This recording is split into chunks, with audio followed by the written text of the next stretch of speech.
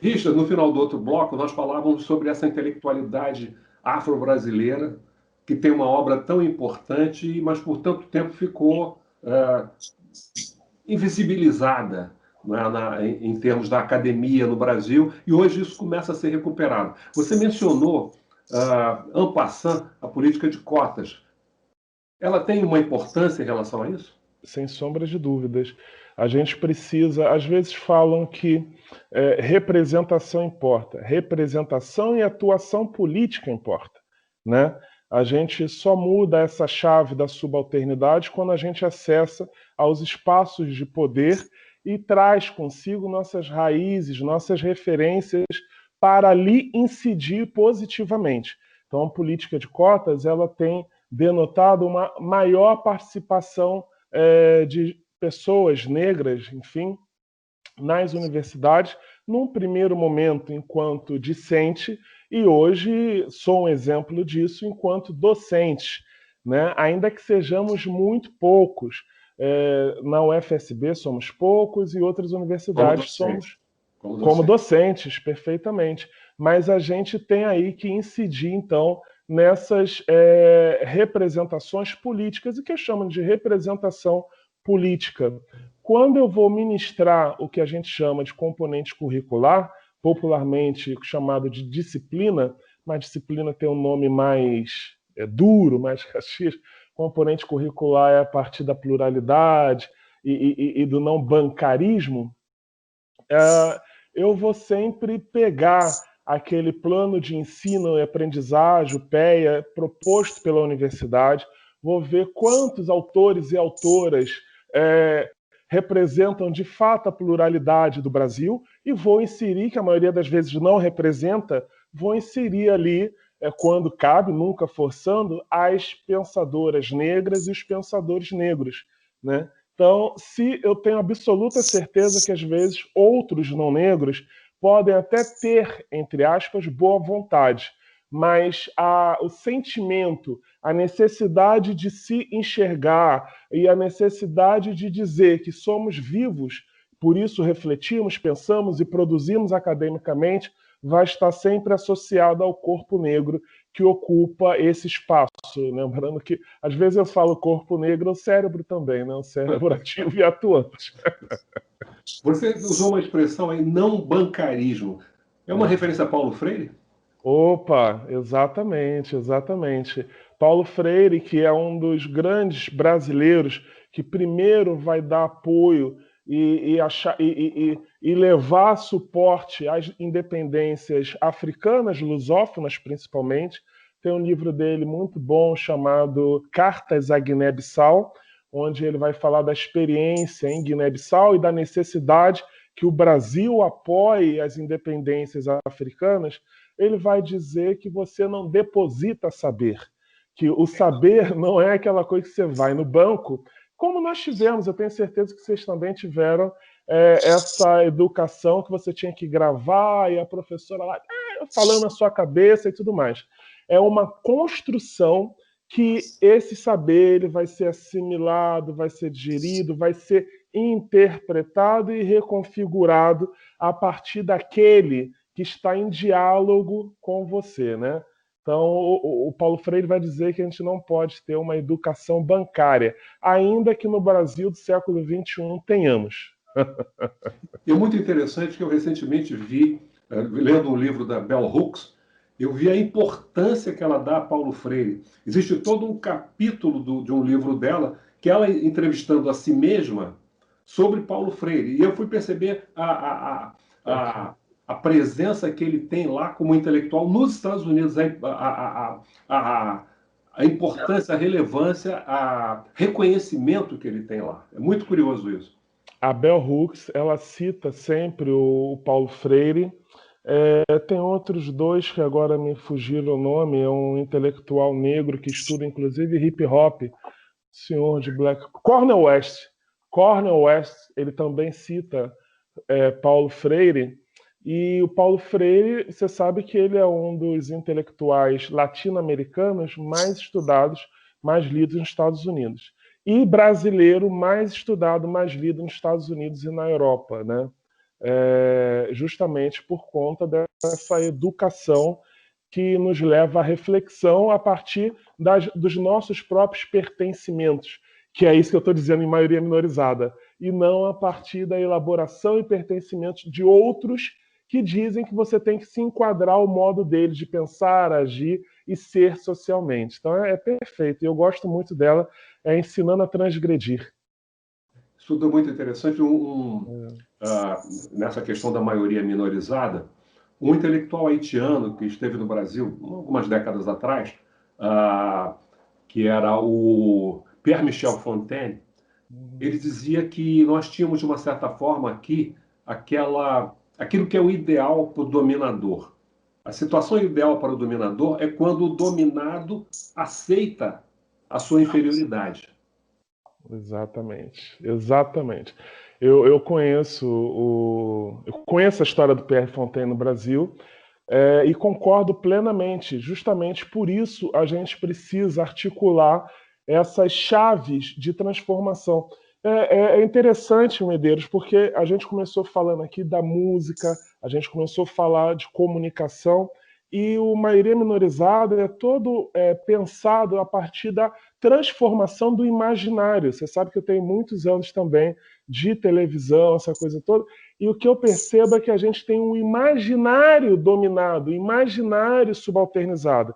E se a gente não vira essa chave, a gente continua acessando espaços de poder, que a universidade é espaço de poder, fóruns de debate é espaço de poder, mas reproduzindo os saberes e as falas do dominador. Então a gente precisa, ainda que a partir da estrutura, a partir das relações econômicas, a gente está na base da pirâmide, a gente precisa se enxergar à frente, a gente precisa enxergar as possibilidades de mudança. E isso que eu acredito que essa proposta traz como uma unidade, um elo que unifica nossas lutas por emancipação, seja em que campo estejamos, né? A gente está falando aqui de emancipação. E eu te leio também, eu gosto muito quando você fala de avanço paralisante, porque às vezes a gente acessa cotas, acessa a universidade, acessa livros e literaturas que outros não tiveram e outras oportunidade, mas se a gente não dá esse passo à frente e sendo criticado, quando você se torna um intelectual público, quando você publica, assim como um artista, assim como um jornalista, apresentador de TV, você vai ser criticado, vão tentar desconstruir. Mas é importante a gente avançar nesse sentido, porque a gente vai estar se colocando numa disputa narrativa, onde uma geração ou duas mais à frente, que está agora, mas eu acho que é mais à frente, vão mudar esse contexto em que a população negra brasileira está inserida da subalternidade. Eu acho que é perfeito essa ideia de avanço paralisante, e a partir do avanço paralisante a gente estruturar formas de pensamento para sair da subalternidade. É por isso que eu digo, eu sou ousado desde jovem, desde sempre, mas as ousadias elas partem sempre a partir de uma perspectiva de transformação do coletivo, né? Aí voltando do hip hop lá, a gente teve a oportunidade de estar mais próximo quando estava criando a ATCOM, a Associação Hip Hop Atitude Consciente, né, no Rio de Janeiro. Primeira associação de hip hop do Brasil, né? Por que isso? Porque não adianta você ter uma vida ou uma razão artística associada à indústria cultural. E depois você vai continuar sendo ali submetido a todos os interesses, a todos os poderes que vão te descartar. Então, isso não a gente não deve coadunar com essa perspectiva, né? Então, exatamente como é que a música, mais especificamente o hip hop, pode ajudar nesse processo?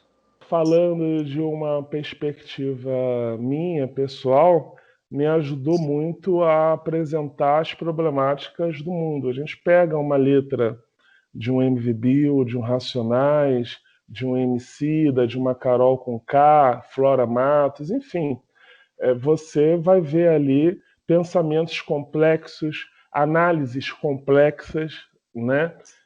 Você não canta impunemente negro drama.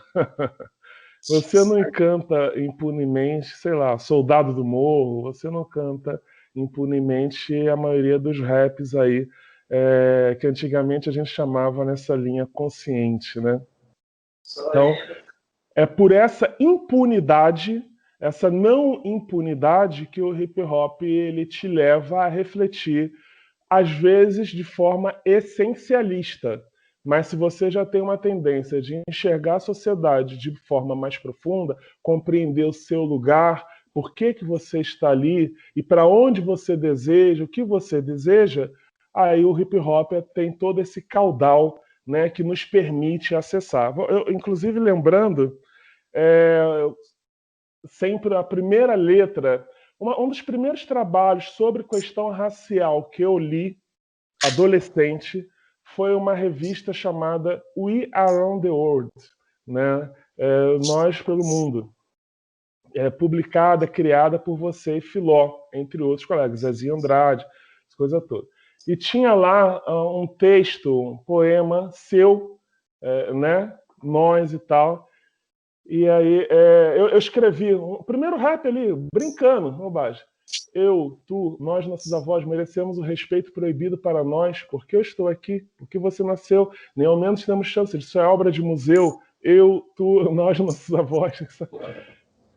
Mas observa que então esse foi o caminho que o hip hop também me permitiu, a expressão, a relação com aquilo que eu estava lendo, aquilo que eu estava me inserindo e percebendo a minha inserção no mundo. Eu acho que é um campo vasto, mas sempre para aquela pessoa que tem desejo, ânsia de estar no mundo como alguém que transforma. E a gente às vezes fala em transformação, parece que a gente está aqui conclamando as pessoas serem grandes líderes. Não, não, não, não, não.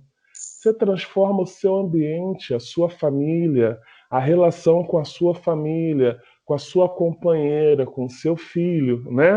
Essas são as transformações. As pessoas à sua volta, né? Com as pessoas à sua volta. Essas são as transformações que possibilitam a revolução, né? Porque quando a gente vê uma liderança, por exemplo, mundial, que mente, que se agarra ao poder, que não reconhece, a impressão que dá é que esse jamais jogou futebol, uma pelada ali na praia com os amigos e foi obrigado a dizer: hoje eu não venci, né? Então, são essas pequenas transformações que geram as transformações macro, né? E eu acho que o hip hop ele é um facilitador desse processo. Agora está apresentando uma série, Música Preta Brasileira, que é de uma TV lá do Catar. Como é que foi isso? Você vê como é que é, né? Eu participei em 2017 de uma conferência em Cartagena de las Índias, na Colômbia, de comunicação. Conheci um professor, Jairo Lugo Ocando, da área de comunicação, venezuelano, mas uma referência para pensar comunicação, televisão e tudo mais na América Latina. E aí ficamos em contato.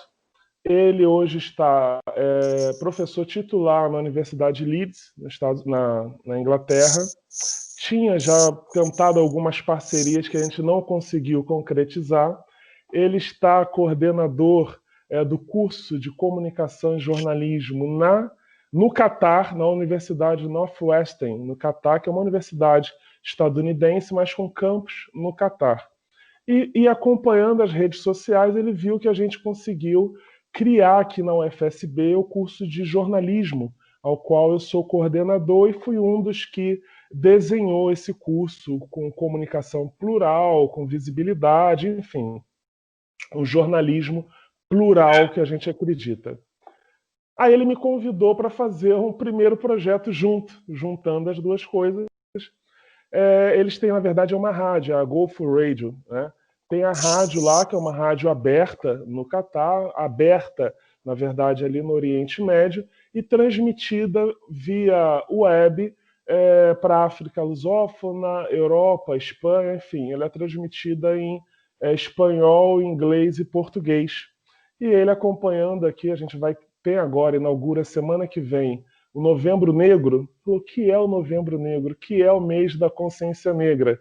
E isso interessa lá os catarinos, interessa todo aquele fluxo cultural que a gente sabe que tem na relação África, Oriente Médio, Península Arábica. Expliquei para ele, ele falou, faz um programa especial, você não quer fazer um programa especial?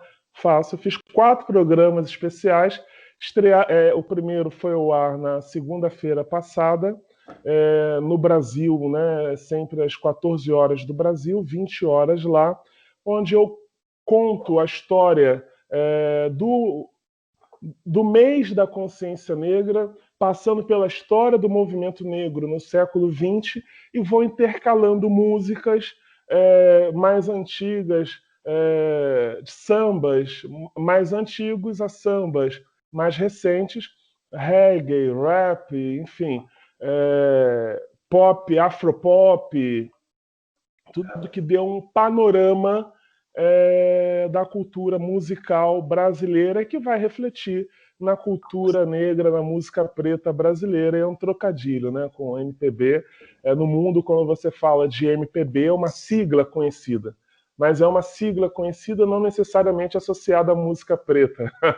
E aí eu fiz um trocadilho com a Black Music, então é a Brazilian Black Music, música preta brasileira. Com certeza isso vai ser um grande sucesso, vai te projetar mundialmente e a gente está aqui torcendo para isso.